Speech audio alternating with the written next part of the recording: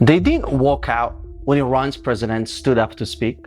They didn't walk out when Syria's new ruler, the one who replaced Assad, gave his speech.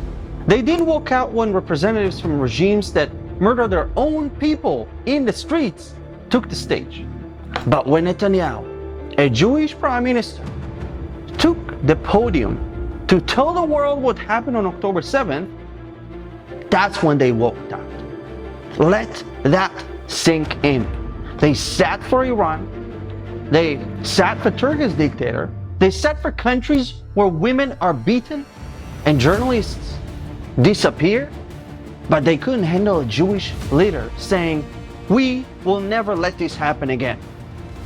And that walkout, it exposed everything. The hypocrisy, the double standards, and the complete moral collapse of parts of the international community.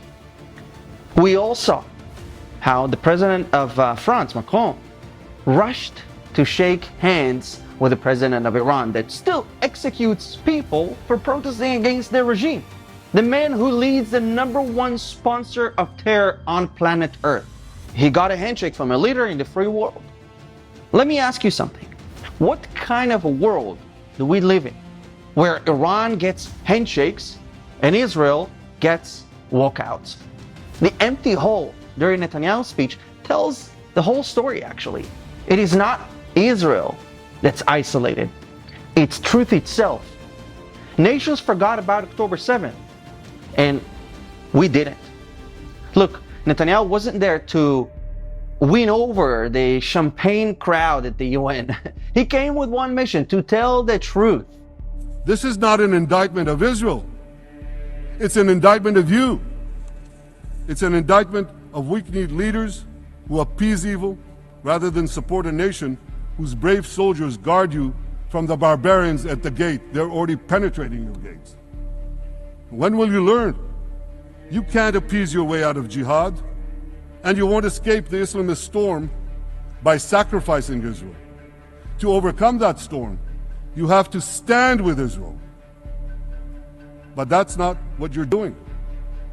As the prophets of Israel foretold in the Bible, you've turned good into evil and evil into good.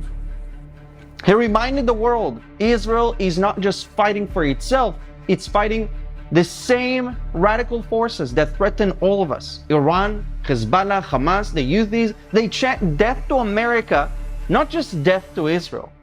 Our enemies hate freedom. They hate democracy. They hate truth. And Israel standing between them and the rest of the civilized world. The Bible says nations will rise against Israel and that God will judge them. Zechariah 12 verse 3 says, "I will make Jerusalem an immovable rock for all the nations. All who try to move it will injure themselves."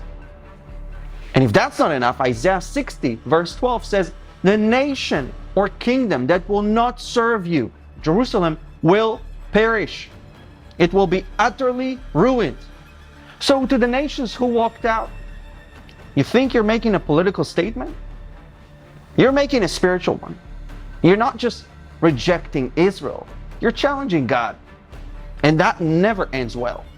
Israel owes the world nothing. Not explanations, not apologies, not approval ratings in Paris or Stockholm.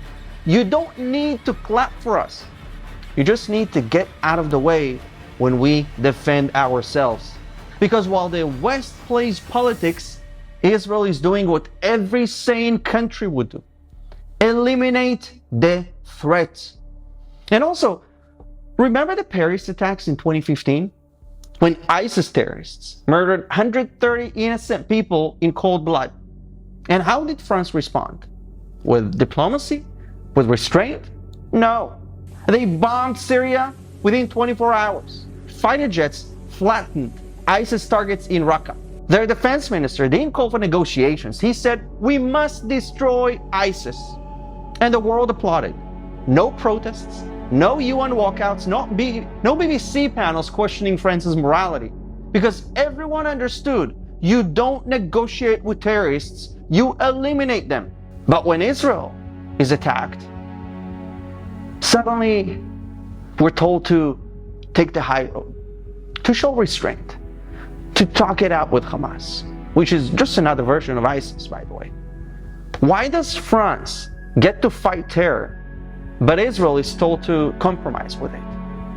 I have to say, it's insane that Western countries would rather side with the Palestinian Authority that shares nothing in common with the West and stab Israel in the back, a sister democracy in a tough region like the Middle East. But you need to understand something, because this fight, it's not just Israel's. It's yours. It's mine. It's every person who still believes in good triumphing evil, truth versus lies, freedom versus tyranny. So to every Christian, every Jew, every person of faith watching this, now is the time to speak. Don't be silent. Don't be intimidated. Don't let the media decide who's the victim and who's the villain. Stand with Israel, stand with truth, and stand with God, who promised to bless those who bless His people and curse those who curse them.